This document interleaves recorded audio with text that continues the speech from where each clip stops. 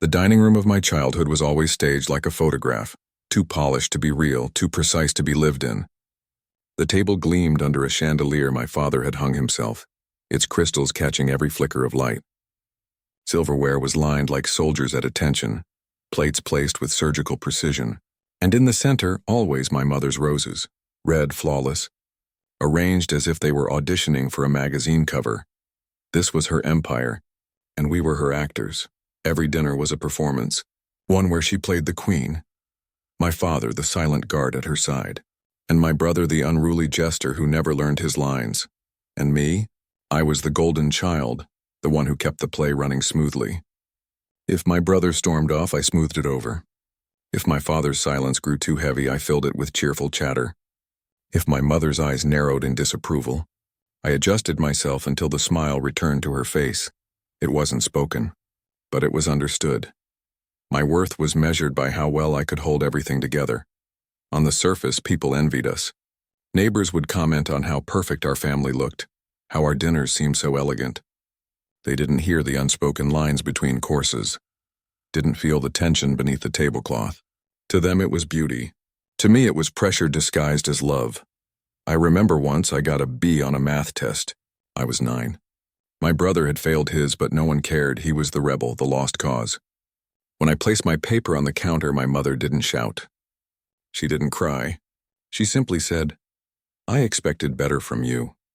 And in that single sentence, I learned the rule that would haunt me for years. Failure wasn't allowed. Not from me.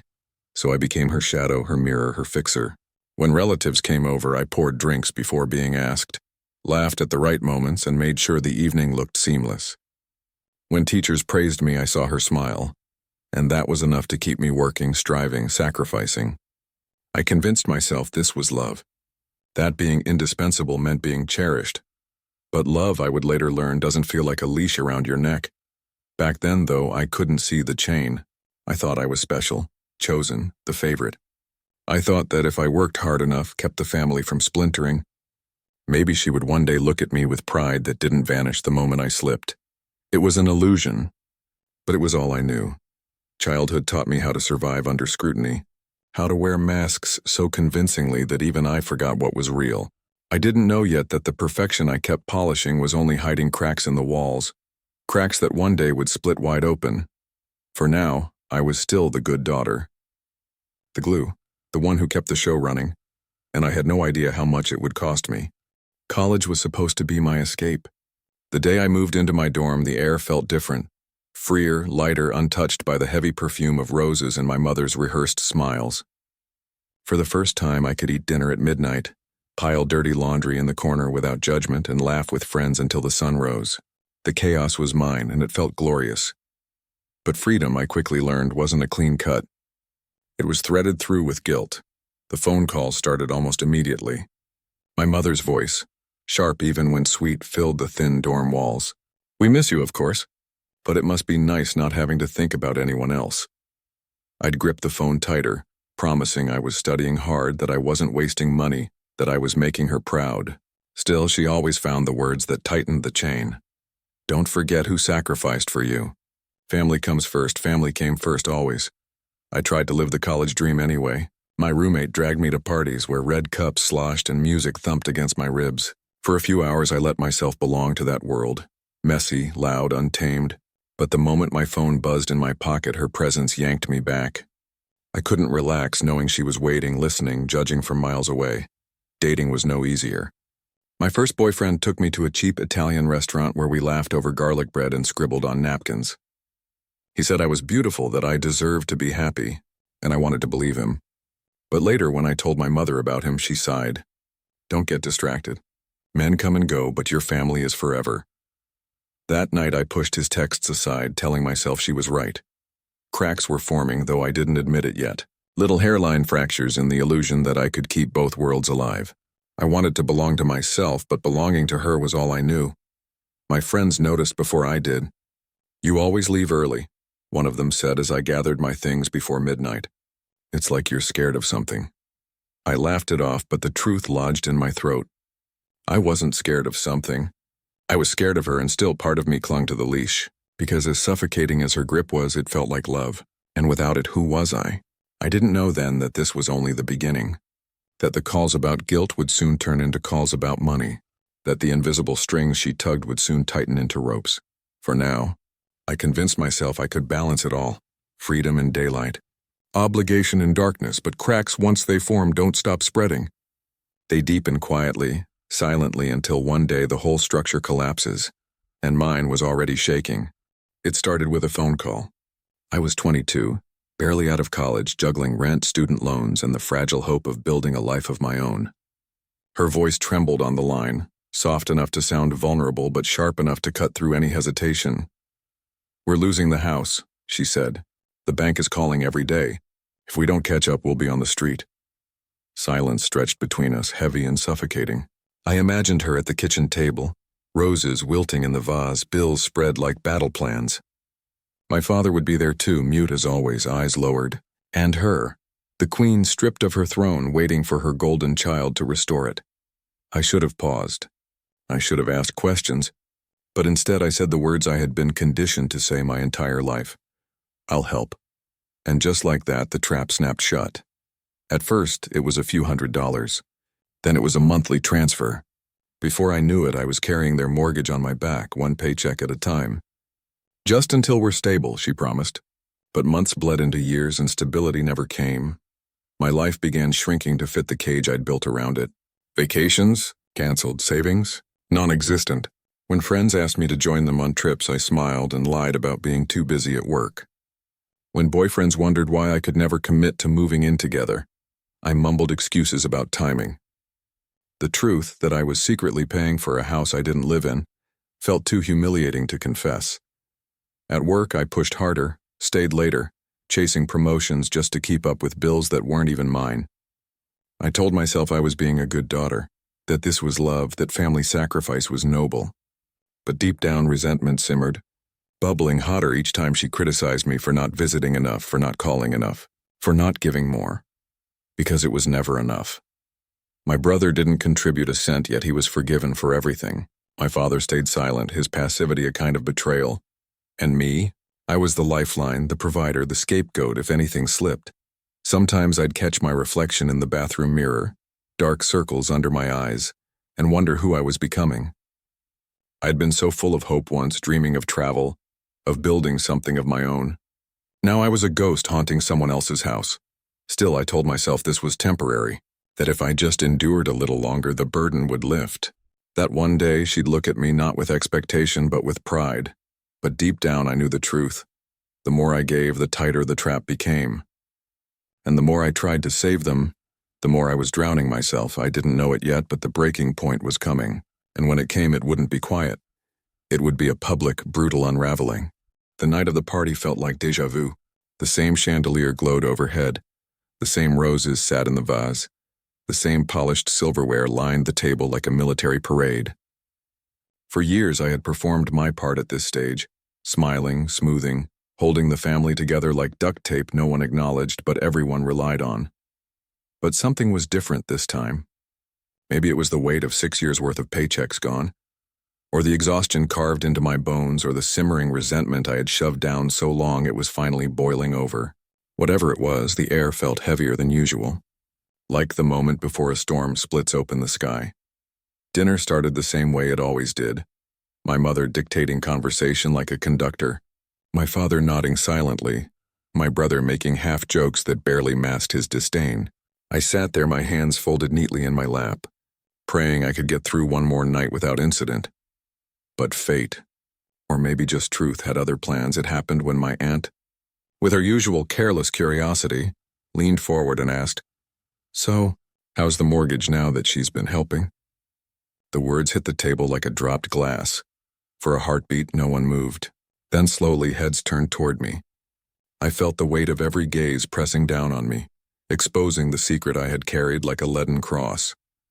My chest tightened, heat crawling up my neck. I hadn't wanted this. I had never wanted them to know. I opened my mouth, searching for a way out, but before I could speak, my mother did. Her face hardened, eyes narrowing like blades. Not gratitude. Not relief. Fury. "How dare you?" she hissed, voice cutting through the air. How dare you parade your so-called sacrifice at this table? My hands shook under the tablecloth. I didn't, but she wasn't listening. She never listened. You think you're some kind of martyr? You think keeping this family afloat makes you better than the rest of us? Her voice rose sharp and commanding. The room had gone dead silent. Even my father's fork hovered suspended midair. I wanted to disappear. I wanted to scream. Instead, I sat frozen, every muscle tight with years of swallowed anger. And then it came. The words that cut deeper than any knife. Get out, she spat. And never come back. The silence that followed was deafening. My aunt's eyes widened. My brother smirked, vindicated.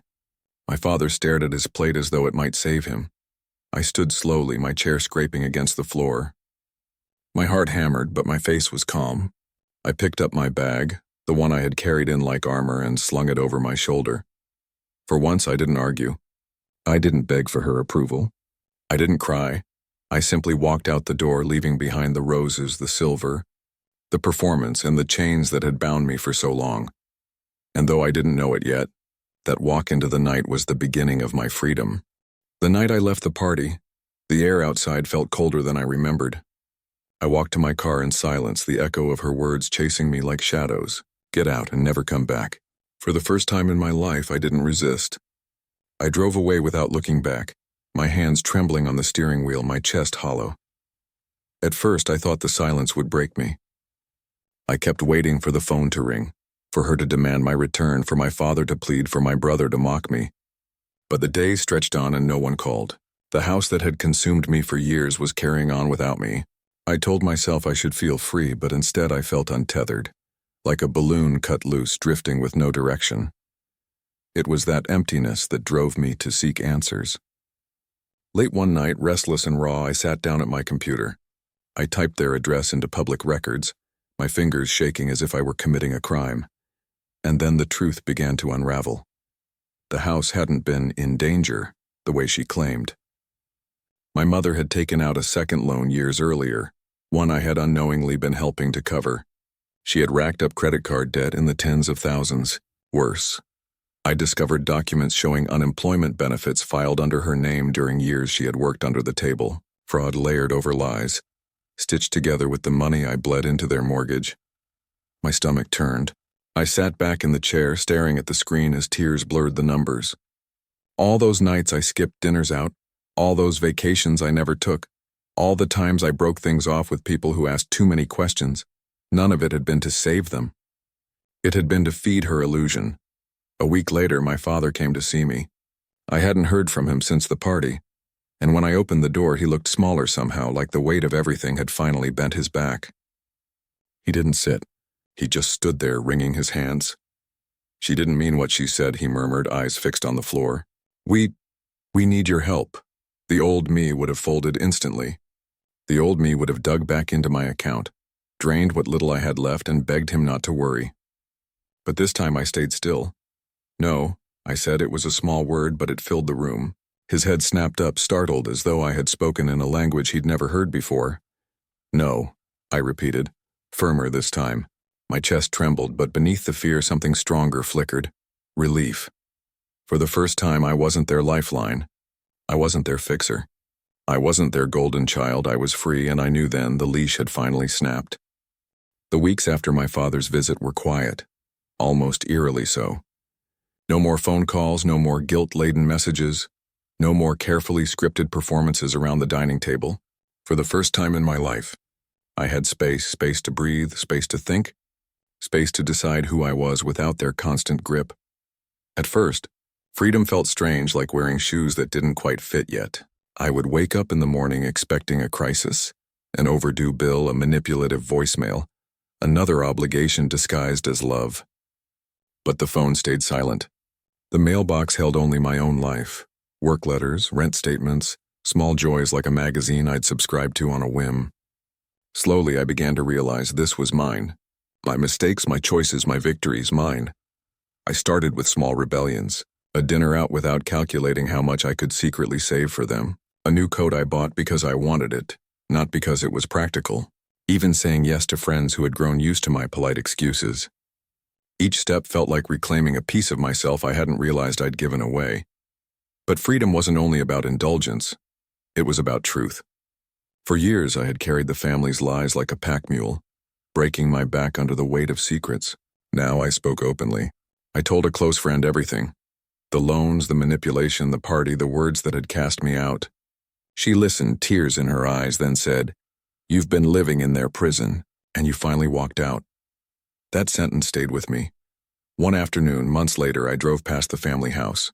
The roses were gone. The paint was peeling. A for sale sign tilted in the front yard, its edges frayed by the wind. I parked across the street and just watched. For years, I had poured myself into those walls, believing I was saving something sacred. But staring at it now, I realized it had only ever been a stage. A place where I was cast in a role I never auditioned for. The dutiful child, the silent provider, the scapegoat when truth slipped through. And now, that stage was crumbling without me. I didn't cry. I didn't mourn. I simply sat there feeling an odd mixture of sorrow and relief. Sorrow for the years I'd lost. Relief that I had finally stepped into my own story. The turning point wasn't just leaving, it was choosing not to go back. Choosing to let their world collapse if it must, because I wasn't responsible for holding it up anymore. That night, I wrote in my journal, "I am not their savior. I am not their scapegoat. I am not their hostage. I am free." And for the first time in years, I believed it. Because freedom isn't just walking away, it's refusing to turn around.